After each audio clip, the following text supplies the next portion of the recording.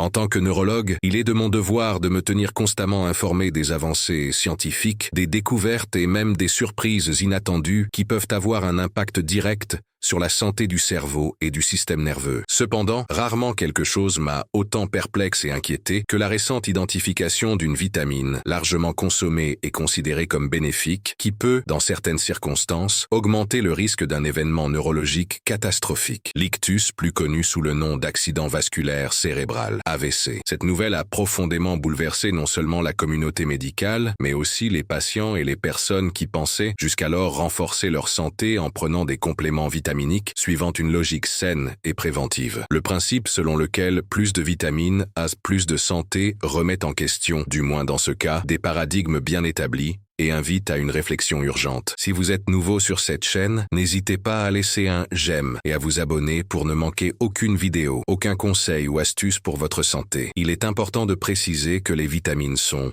pour la plupart, des composés organiques essentiels que le corps humain ne peut synthétiser en quantité suffisante et qui sont nécessaires à de nombreuses fonctions physiologiques, du métabolisme énergétique au maintien de l'intégrité cellulaire et du système immunitaire. Elles sont souvent recommandées par les professionnels de santé pour corriger des carences nutritionnelles ou pour apporter un soutien supplémentaire en cas de stress physique et mental. L'acceptation populaire et scientifique de ces substances, en particulier celles solubles dans l'eau, telles que les vitamines du complexe B, C et autres, a toujours été très positive, avec de faibles taux d'effets indésirables documentés. C'est pourquoi la découverte que l'une d'entre elles peut déclencher, dans un laps de temps extrêmement court, un risque accru d'accident vasculaire cérébral, mérite une analyse approfondie et une diffusion prudente auprès du public. L'impact de cette nouvelle est encore plus important si l'on considère que l'accident vasculaire cérébral est l'une des principales causes de décès et d'invalidité dans le monde, en particulier dans les pays à population vieillissante. Chaque année, des millions de personnes sont victimes d'un accident vasculaire cérébral et la médecine s'efforce d'identifier les facteurs de risque contrôlables tels que l'hypertension artérielle, le diabète, le tabagisme, la sédentarité et une alimentation inadéquate. Par conséquent, l'ajout inattendu d'un complément vitaminique, généralement considéré comme un agent préventif, à cette liste de facteurs déclenchants potentiels représente un revirement inquiétant. Il s'agit d'un signal d'alarme pour les médecins, les chercheurs et les patients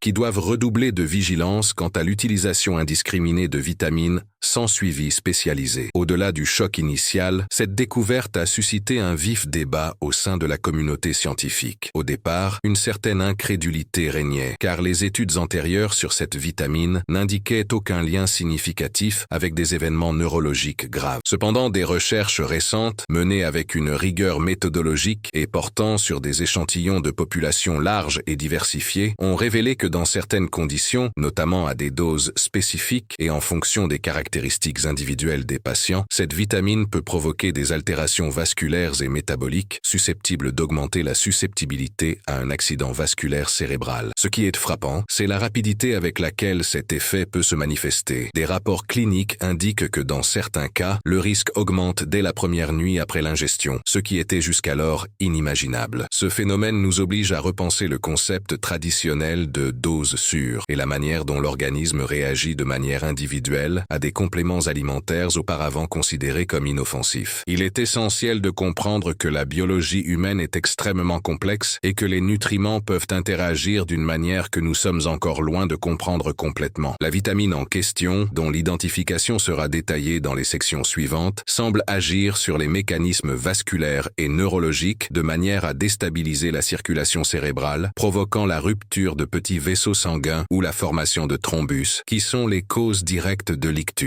Pour un neurologue, l'ampleur de cette découverte est énorme, car elle ajoute une couche de complexité à la prévention des accidents vasculaires cérébraux, obligeant à revoir les protocoles cliniques et à alerter les patients sur les risques cachés. Il est naturel que cette information ait suscité une vague d'inquiétude parmi la population qui consomme déjà régulièrement des compléments vitaminiques pour améliorer sa qualité de vie. Beaucoup se demandent s'ils doivent cesser immédiatement leur consommation, ce qui peut en soi susciter des doutes et de l'anxiété, en particulier chez les personnes qui dépendent de ces vitamines pour des raisons médicales spécifiques. C'est pourquoi la communication sur ce sujet doit être faite avec beaucoup de responsabilité, en précisant que le risque est associé à des conditions très spécifiques et qu'il ne signifie pas nécessairement une alerte générale pour tous les utilisateurs. Néanmoins, nous ne pouvons ignorer que le risque potentiel existe et que l'automédication sans conseil peut être dangereuse. C'est à ce carrefour entre les connaissances scientifiques, la pratique médicale et la santé publique que le rôle du neurologue devient crucial. Nous devons être prêts à interpréter ces données, à informer clairement les patients et à proposer des alternatives sûres, tout en poursuivant nos recherches, afin de comprendre pleinement les mécanismes en jeu. En outre, cette situation renforce l'importance d'un suivi médical spécialisé dans la prescription et l'utilisation de tout complément, qu'il soit naturel ou synthétique. L'idée que les vitamines sont toujours inoffensives simplement parce qu'elles sont naturelles doit être réévaluée à la lumière de ces nouvelles preuves. Ainsi, le choc initial provoqué par la découverte de cette augmentation du risque d'AVC associée à une vitamine spécifique est en fait le point de départ d'une révolution dans la façon dont nous envisageons la supplémentation et la prévention des maladies neurologiques. C'est un appel à la communauté médicale, aux patients et à l'industrie pharmaceutique pour qu'ils adoptent une attitude plus prudente, informée et critique à l'égard des compléments alimentaires. C'est seulement ainsi que nous pourrons garantir que ce que nous recherchons pour renforcer notre santé cérébrale ne devienne pas, par inadvertance, une menace silencieuse et dévastatrice. Comprendre le mécanisme biologique par lequel une vitamine, traditionnellement considérée comme sûre et bénéfique, peut augmenter le risque d'accident vasculaire cérébral en si peu de temps est un défi fascinant et complexe. Au cœur de cette question se trouve l'interaction complexe entre les composants biochimiques de la vitamine en question et les systèmes délicats de régulation vasculaire et neurologique de l'organisme humain. Grâce à des années de recherche, nous commençons à comprendre comment certaines substances, lorsqu'elles sont métabolisées, peuvent déclencher une cascade d'événements physiologiques capables de modifier radicalement l'équilibre entre protection et dommage dans le cerveau, en particulier dans les vaisseaux sanguins cérébraux, qui sont les principales cibles de l'AVC. L'ictus, qui peut se manifester sous la forme d'un accident vasculaire cérébral ischémique ou hémorragique, est directement lié à des dysfonctionnements de la circulation sanguine cérébrale. Dans la forme ischémique, il y a une interruption du flux sanguin, généralement causée par l'obstruction d'une artère par un caillot. Dans la forme hémorragique, il y a rupture d'un vaisseau, provoquant un saignement dans le tissu cérébral. Pour qu'une vitamine puisse augmenter le risque de ces événements, elle doit influencer de manière significative les processus qui régulent la coagulation, l'intégrité vasculaire, la réponse inflammatoire et le métabolisme cellulaire. Des recherches récentes ont montré que cette vitamine spécifique a des effets puissants et multifacettes dans ces domaines, ce qui nous aide à comprendre comment le risque peut augmenter si rapidement. D'un point de vue moléculaire, cette vitamine interagit directement avec la paroi des vaisseaux sanguins, modifiant la fonction des cellules endothéliales, celles qui tapissent l'intérieur des vaisseaux et sont responsables du maintien de la fluidité sanguine, de la régulation de la pression et de la prévention de la formation de thrombus. Lorsque cette fonction est compromise, le risque de formation de caillots augmente de manière exponentielle. Une fois absorbée par l'organisme, cette vitamine peut induire un état pro-inflammatoire local et systémique, augmentant les niveaux de cytokines et de médiateurs inflammatoires qui rendent les parois des vaisseaux plus fragiles et plus susceptibles de se rompre ou de subir une adhérence anormale des plaquettes. Ce processus inflammatoire est l'un des déclencheurs les plus puissants du développement d'événements vasculaires aigus. De plus, la vitamine agit directement sur les systèmes qui régulent l'équilibre entre la coagulation et l'anticoagulation dans le sang. Normalement, l'organisme maintient cet équilibre dans un état dynamique, évitant ainsi les hémorragies et les thromboses. Cependant, la vitamine modifie l'expression de protéines clés impliquées dans ce système, telles que le facteur von Willebrand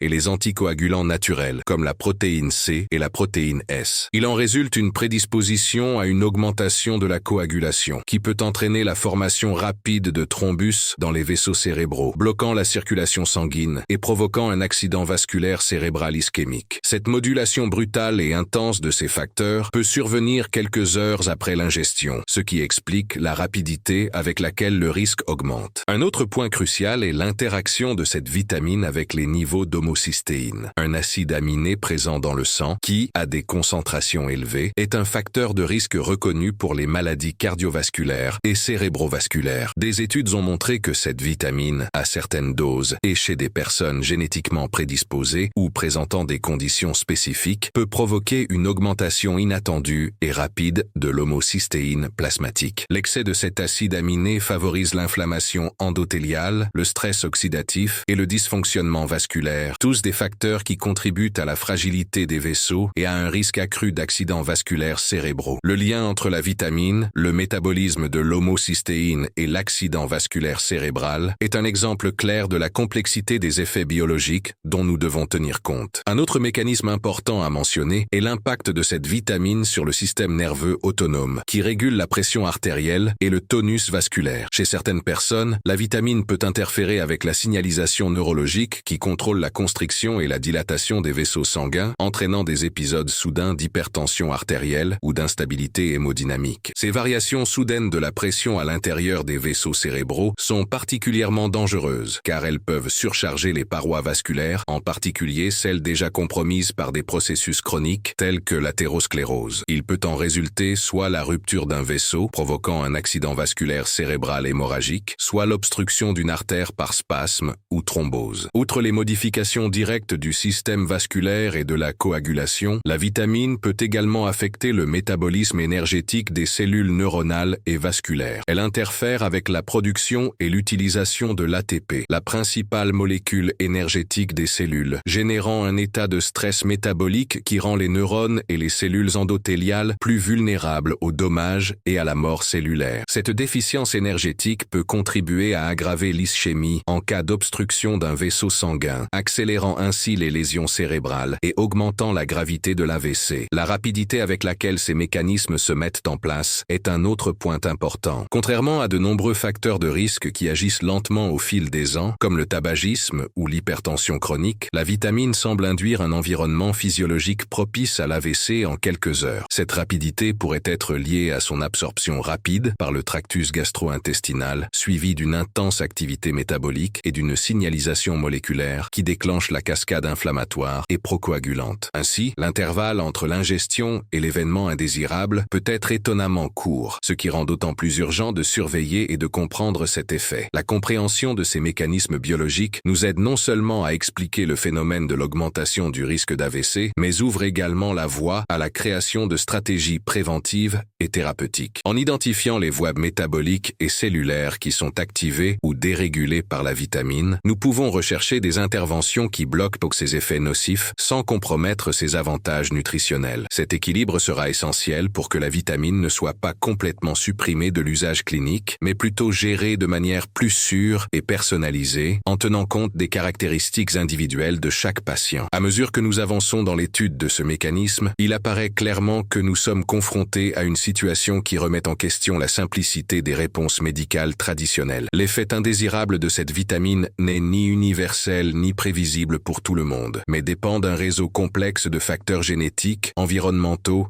et de santé préexistants. Cette complexité exige que les professionnels de santé soient attentifs aux signes subtils et que les patients reçoivent des conseils personnalisés afin d'éviter une utilisation indiscriminée et excessive qui pourrait transformer un complément potentiellement bénéfique en une menace pour la santé cérébrale. Si l'on considère la fragilité de la circulation cérébrale et l'impact dévastateur qu'un accident vasculaire cérébral peut avoir sur la qualité de vie, l'importance de comprendre en profondeur ce mécanisme devient encore plus évidente. La recherche de réponses ne s'arrête pas à la connaissance des effets biochimiques, mais s'étend à l'application pratique de ces connaissances dans la pratique clinique quotidienne, garantissant que les découvertes scientifiques puissent sauver des vies et minimiser les séquelles graves. Dans ce contexte, le rôle du neurologue, du nutritionniste et du médecin généraliste s'entremêlent dans un effort commun pour traduire la science en sécurité pour le patient. Le lien entre une vitamine spécifique et l'augmentation du risque d'accident vasculaire cérébral, AVC, n'est pas quelque chose qui s'établit de manière abrupte ou sans le soutien rigoureux de la communauté scientifique. Au contraire, il est le fruit d'années de recherche, d'analyse clinique, d'expériences contrôlées et d'un examen minutieux des données épidémiologiques qui, collectivement, ont construit un tableau solide et préoccupant de cette association. Lorsqu'une hypothèse aussi percutante apparaît, le chemin vers sa confirmation ou sa réfutation est long et marqué par d'intenses débats, des examens par des pairs et une validation sur plusieurs fronts, toujours dans le souci de garantir la sécurité des patients et l'exactitude des connaissances médicales. C'est précisément dans ce contexte que s'inscrivent les études qui fondent aujourd'hui le lien entre cette vitamine et le risque élevé d'AVC, mettant en évidence des preuves qui ne peuvent être ignorées. La première étape de cette découverte a été l'observation clinique d'un phénomène inattendu. Dans plusieurs hôpitaux, des patients ayant pris des compléments alimentaires contenant cette vitamine ont présenté, dans un court laps de temps, des événements neurologiques aigus compatibles avec un AVC. Ce signal d'alarme a incité les chercheurs à enquêter sur l'existence d'un lien de causalité ou sur le caractère purement fortuit de ces événements. À cette fin, des études observationnelles ont été menées auprès de larges populations, analysant rétrospectivement les données sur la consommation de vitamines et l'incidence des AVC. Les résultats ont été troublants. Le taux d'AVC chez les personnes consommant cette vitamine était statistiquement plus élevé que dans les groupes témoins, avec des différences qui ne pouvaient être attribuées au hasard. Afin d'approfondir ces observations, des essais cliniques randomisés ont été mis en place, impliquant des centaines, voire des milliers de volontaires, répartis en groupes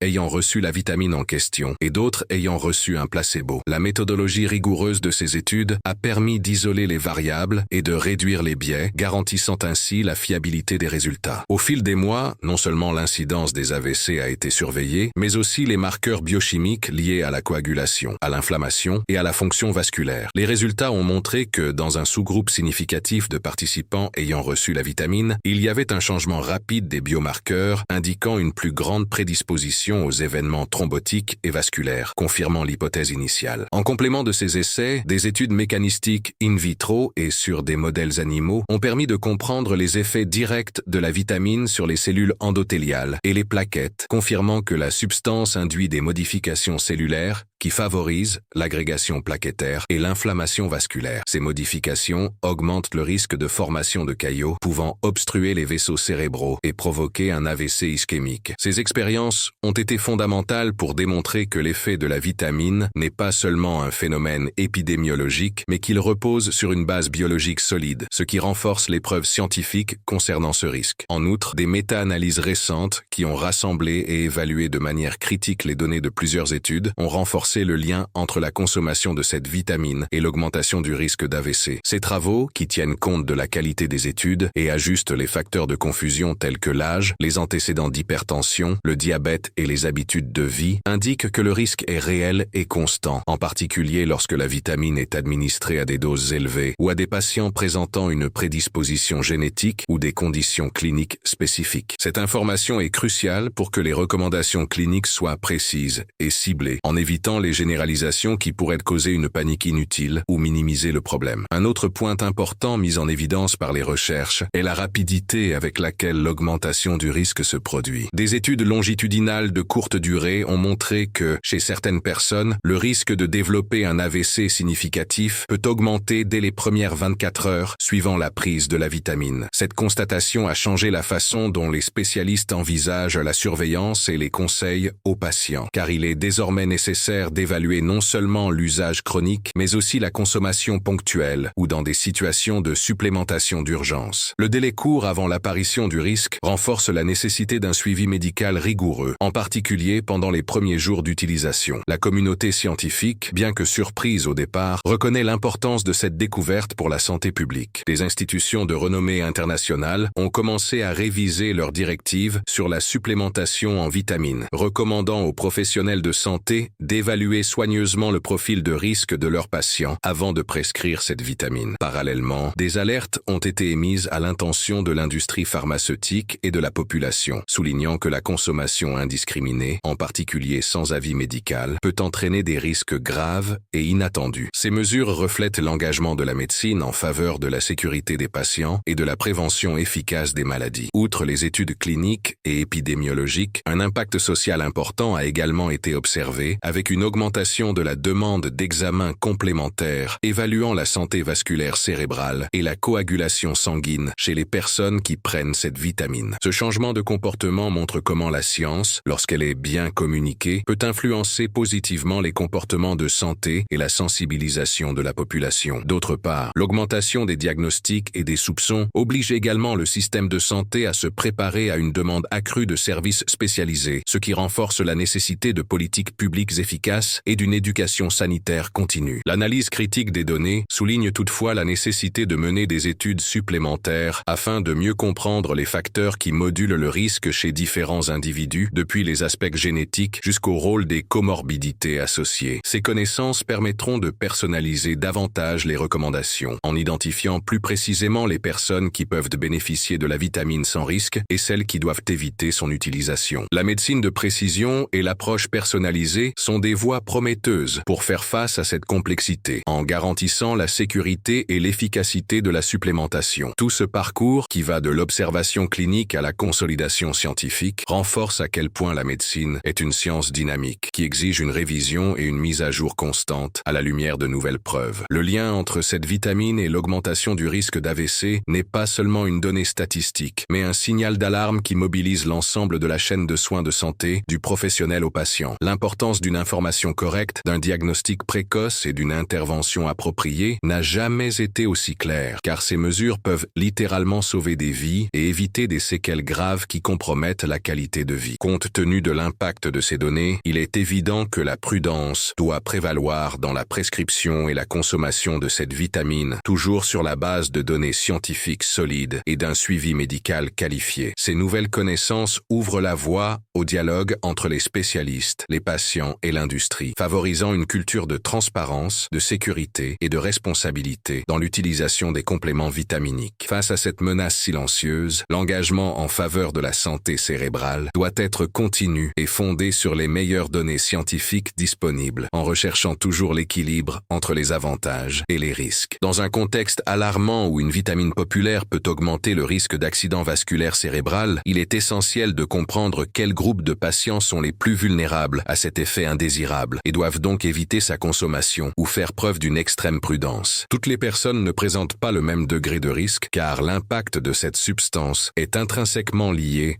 à une série de facteurs individuels allant des prédispositions génétiques aux conditions cliniques préexistantes et aux habitudes de vie. L'identification de ces profils de vulnérabilité est une étape essentielle pour garantir que la supplémentation, lorsqu'elle est nécessaire, soit effectuée de manière sûre et personnalisée, en protégeant les personnes les plus à risque. L'un des groupes les plus touchés est celui des personnes qui présentent déjà des facteurs de risque traditionnels de maladies cardiovasculaires et cérébrovasculaires, tels que l'hypertension artérielle, le diabète sucré, les dyslipidémies et l'obésité. Ces conditions, à elles seules, compromettent l'intégrité des vaisseaux sanguins et altèrent l'équilibre de la coagulation, rendant le système vasculaire plus vulnérable aux lésions et à la formation de thrombus. Lorsqu'elles sont associées à la prise de cette vitamine, qui favorise les processus inflammatoires et procoagulants, ces pathologies augmentent considérablement le risque d'accident vasculaire cérébral. Par conséquent, les patients présentant ces comorbidités doivent être rigoureusement évalués avant toute recommandation de supplémentation. En outre, les personnes ayant des antécédents d'événements neurologiques tels que des accidents vasculaires cérébraux, des accidents ischémiques transitoires, AIT, ou même celles ayant reçu un diagnostic de maladie artérielle périphérique ou coronarienne figurent parmi les profils les plus vulnérables. Dans ces situations, l'organisme présente déjà une fragilité vasculaire accentuée, avec des lésions de la paroi des vaisseaux et une plus grande prédisposition à la thrombose. L'administration de cette vitamine peut déclencher des épisodes aigus, aggravant l'état clinique et augmentant le risque de séquelles graves, voire de décès. Pour ces patients, une évaluation multidisciplinaire est indispensable afin d'examiner attentivement les avantages et les risques avant d'autoriser l'utilisation de cette substance. Les personnes âgées constituent un autre groupe qui mérite une attention particulière. Avec le vieillissement, il se produit un processus naturel de dégénérescence et de perte d'élasticité des vaisseaux sanguins, ainsi que des modifications du système de coagulation et du métabolisme cellulaire. Ces changements physiologiques rendent la circulation cérébrale plus vulnérable aux agressions et réduisent la capacité de réponse aux facteurs de stress. La vitamine, qui peut augmenter la propension aux accidents vasculaires cérébraux lorsqu'elle est consommée par des personnes âgées, peut accélérer ces changements et précipiter des événements graves en peu de temps. Ainsi, l'âge avancé, en particulier au-delà de 65 ans, est un critère pertinent pour contre-indiquer ou surveiller rigoureusement l'utilisation du complément. Les patients atteints de maladies auto-immunes auto-immunes ou inflammatoires, font également partie du groupe à haut risque. Ces affections, telles que le lupus érythémateux disséminé, la polyarthrite rhumatoïde et les vascularites, par exemple, provoquent déjà un état inflammatoire chronique qui affecte directement le système vasculaire et immunitaire. En stimulant davantage la réponse inflammatoire et en interférant avec la coagulation, la vitamine peut intensifier les lésions vasculaires, ce qui augmente le risque d'accident vasculaire cérébral. Dans ces cas, la prescription de cette vitamine doit être faite avec une extrême prudence,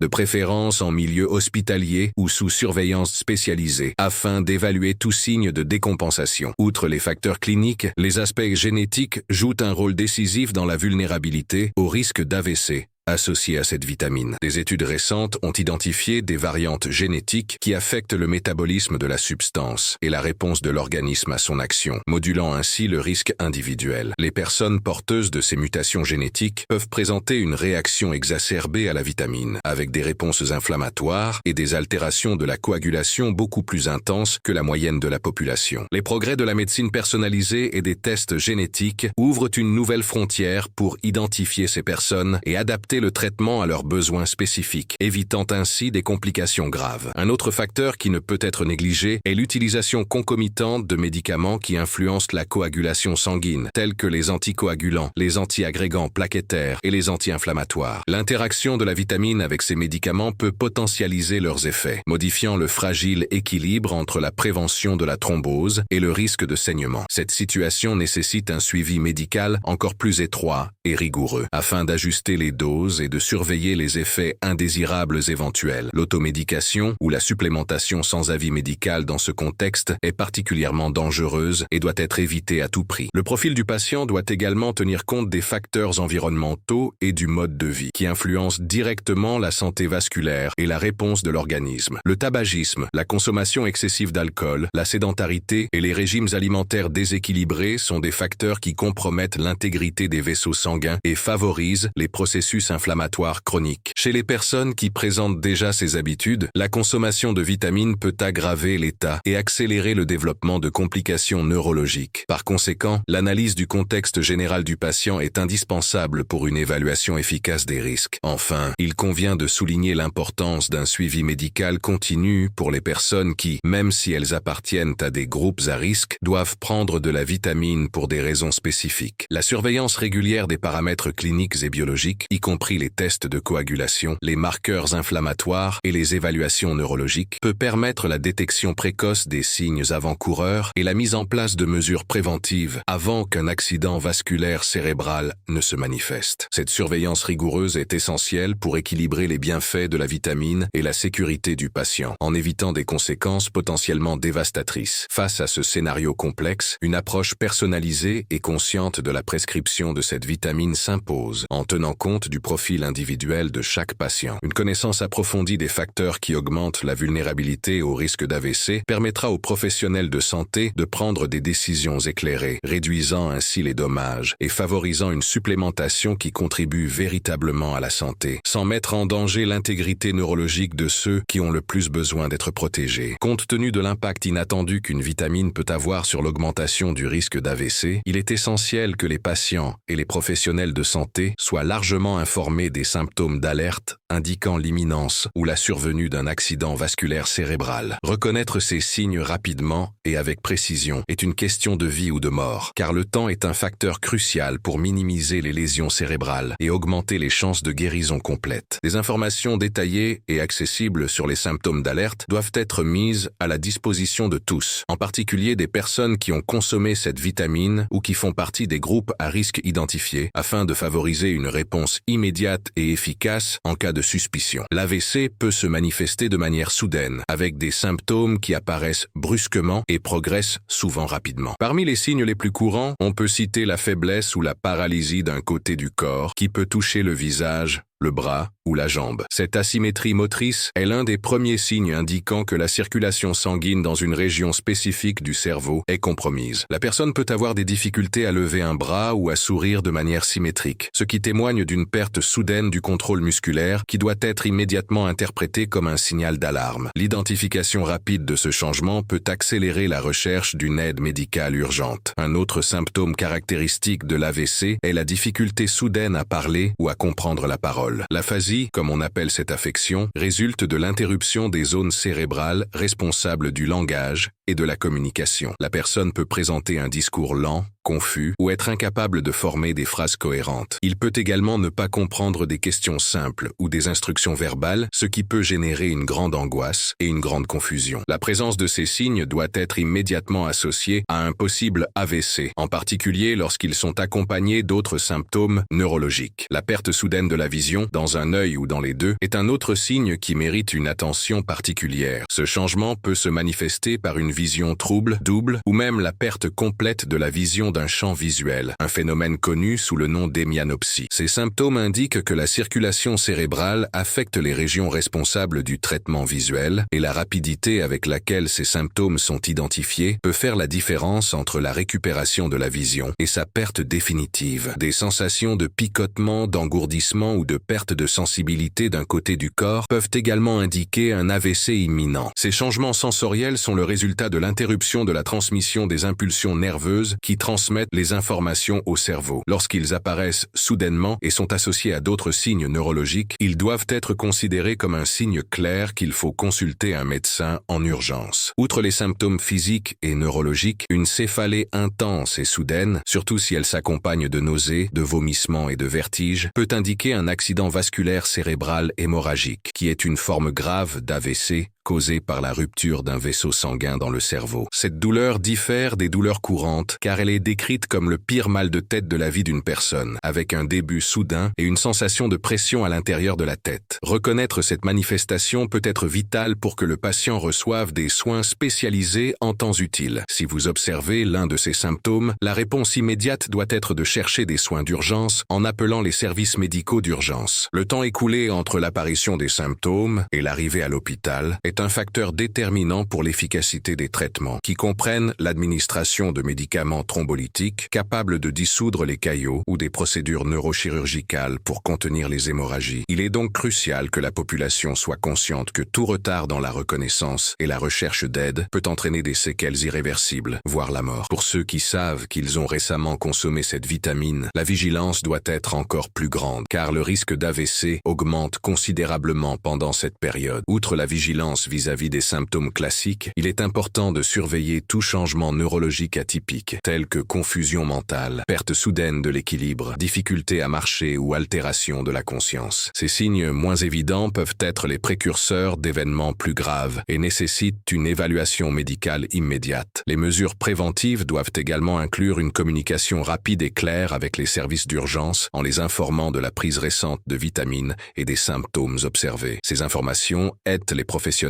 à orienter les soins de manière plus efficace et à préparer des interventions spécifiques qui peuvent sauver des vies. La formation de la population à reconnaître les symptômes et à agir rapidement fait partie d'une stratégie de santé publique indispensable pour réduire l'impact des accidents vasculaires cérébraux. Parallèlement, les professionnels de santé doivent être formés pour informer les patients de l'importance d'un suivi régulier, en particulier ceux qui appartiennent à des groupes à risque ou qui prennent de la vitamine. Il est recommandé de surveiller fréquemment la tension artérielle, d'effectuer des analyses sanguines pour évaluer les marqueurs inflammatoires et de coagulation, et de procéder à des examens neurologiques périodiques afin de détecter précocement toute anomalie. Ces mesures préventives sont essentielles pour minimiser les risques et garantir une intervention rapide en cas de besoin. Des informations claires et objectives sur les symptômes d'alerte doivent être largement diffusées par le biais de campagnes d'éducation, de consultations médicales et de supports d'information accessibles à tous. La démocratisation des connaissances sur les AVC peut transformer des communautés entières en favorisant une culture de prévention et de réponse efficace qui réduit les conséquences dévastatrices de cette maladie. Dans ce processus, le rôle des professionnels de santé est essentiel pour établir un canal de communication fiable et empathique, capable de sensibiliser et d'éduquer la population. En outre, pour les patients qui présentent déjà des symptômes évocateurs d'une atteinte vasculaire, il est essentiel de disposer d'un protocole d'évaluation rapide rapide et rigoureux, avec un accès facilité à des examens d'imagerie tels que la tomodensitométrie et l'IRM, qui confirment le diagnostic et orientent le traitement immédiat. La rapidité de la réponse médicale est déterminante pour éviter des dommages permanents et optimiser le rétablissement fonctionnel des patients. L'approche multidisciplinaire se distingue également comme un outil puissant dans ce contexte, réunissant neurologues, cardiologues, nutritionnistes et autres spécialistes pour offrir des soins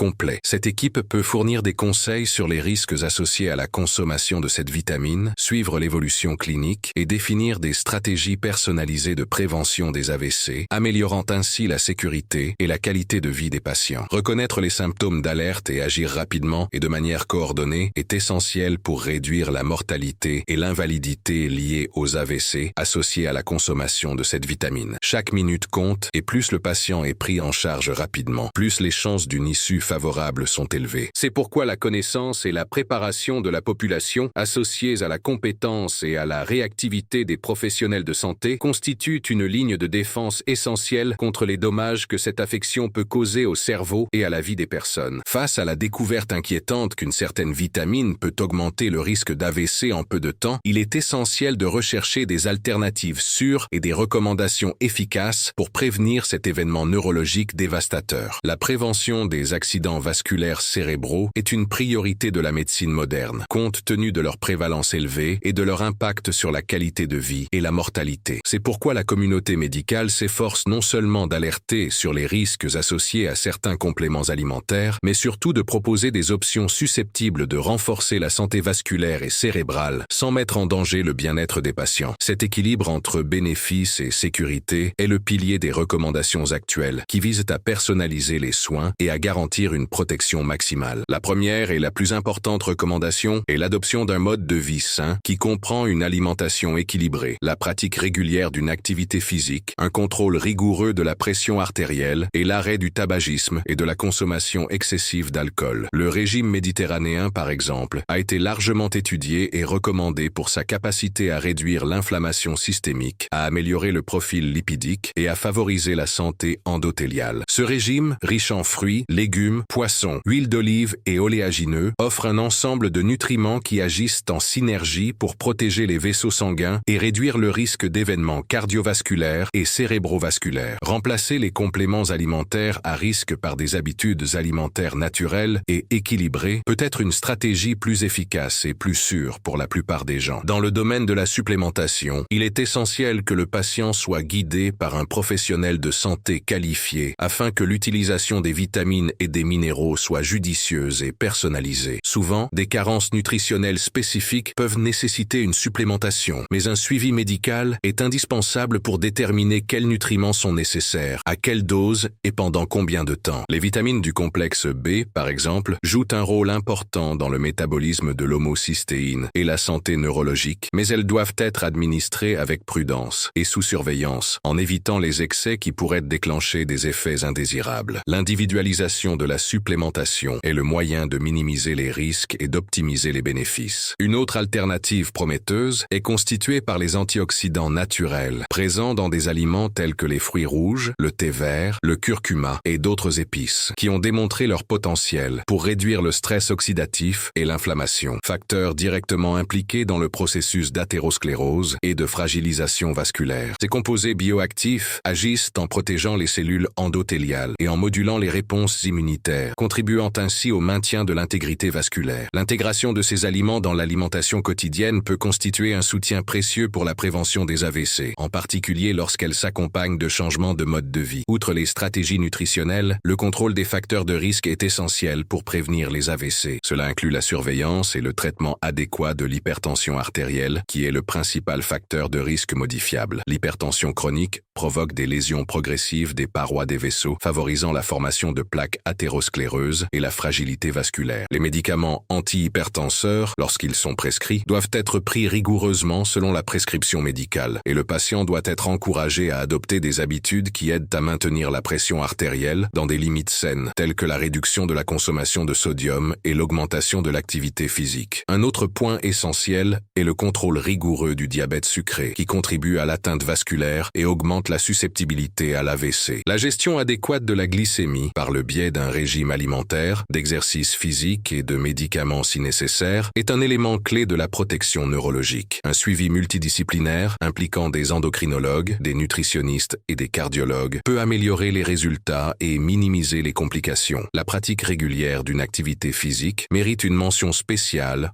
en raison de ses effets bénéfiques multiples et globaux. Les exercices aérobiques tels que la marche, la course modérée, la natation et le cyclisme favorisent l'amélioration de la circulation sanguine, le contrôle du poids, la réduction de la pression artérielle et le renforcement du système cardiovasculaire. De plus, l'activité physique stimule la production de substances neuroprotectrices telles que le facteur neurotrophique dérivé du cerveau, BDNF, qui favorise la plasticité cérébrale et la régénération neuronale. L'intégration de l'exercice physique dans la routine quotidienne est l'une des mesures les plus efficaces pour réduire le risque d'accident vasculaire cérébral et améliorer la santé générale. Tout aussi important est l'arrêt du tabagisme, l'un des facteurs de risque les plus agressifs pour le développement de maladies cardiovasculaires et cérébrovasculaires. Le tabac favorise l'inflammation chronique, augmente la coagulation sanguine et accélère le processus athéroscléreux, contribuant directement au risque d'accident vasculaire cérébral. Les stratégies de soutien à l'arrêt du tabac, notamment les traitements médicamenteux, le soutien psychologique et les groupes de soutien sont indispensables pour aider les patients à se débarrasser de cette habitude néfaste. Un suivi médical régulier est également indispensable dans la prévention des AVC. Des consultations périodiques permettent d'évaluer les facteurs de risque, d'ajuster les traitements et de détecter précocement les changements pouvant indiquer une augmentation du risque. Des examens de laboratoire tels que le dosage du cholestérol, la glycémie, les marqueurs inflammatoires et les examens d'imagerie vasculaire aident à dresser un tableau détaillé de la santé du patient et à orienter les interventions spécifiques. Une prévention efficace dépend de cette surveillance constante et d'un dialogue ouvert entre le patient et l'équipe soignante. En outre, les technologies émergentes, telles que les dispositifs de surveillance continue de la pression artérielle et du rythme cardiaque, peuvent fournir des données en temps réel qui aident à détecter les changements précoces, permettant ainsi des interventions rapides et préventives. La télémédecine et les plateformes numériques de suivi s'avèrent être des outils précieux pour élargir l'accès aux soins et améliorer le contrôle des facteurs de risque dans différentes populations. L'éducation à la santé, tant pour les professionnels que pour le grand public, est essentielle pour consolider ces mesures préventives. Les campagnes d'information, les programmes de formation et l'utilisation des médias numériques contribuent à diffuser les connaissances sur les risques, les symptômes et les moyens de prévention des AVC en encourageant l'adoption de modes de vie sains et la recherche d'une prise en charge précoce lorsque cela est nécessaire. L'autonomisation des patients est un élément clé dans la construction d'une société plus consciente et mieux préparée à relever les défis de la santé cérébrale. Ces alternatives et recommandations offrent non seulement des moyens d'éviter le risque accru associé à la consommation de cette vitamine, mais elles favorisent également une vision globale et intégrée de la santé vasculaire et neurologique. L'équilibre entre une alimentation adéquate, le contrôle des facteurs de risque, l'activité physique et le suivi médical constituent une base solide pour protéger le cerveau contre les AVC et autres maladies associées. Ainsi, l'objectif n'est pas seulement d'éviter un risque spécifique, mais de construire un mode de vie qui renforce l'organisme dans son ensemble, favorisant la longévité et la qualité de vie. La complexité de l'organisme humain et des interactions biochimiques impliquées souligne l'importance d'une approche personnalisée et fondée sur des preuves. L'individualisation des soins, tenant compte des caractéristiques génétiques, cliniques et environnementales de chaque personne, est la meilleure stratégie pour garantir l'efficacité et la sécurité des interventions. L'avenir de la prévention des accidents vasculaires cérébraux passe par l'intégration entre la science, la technologie et l'humanisation des soins, où chaque patient est traité dans sa singularité, avec respect et responsabilité.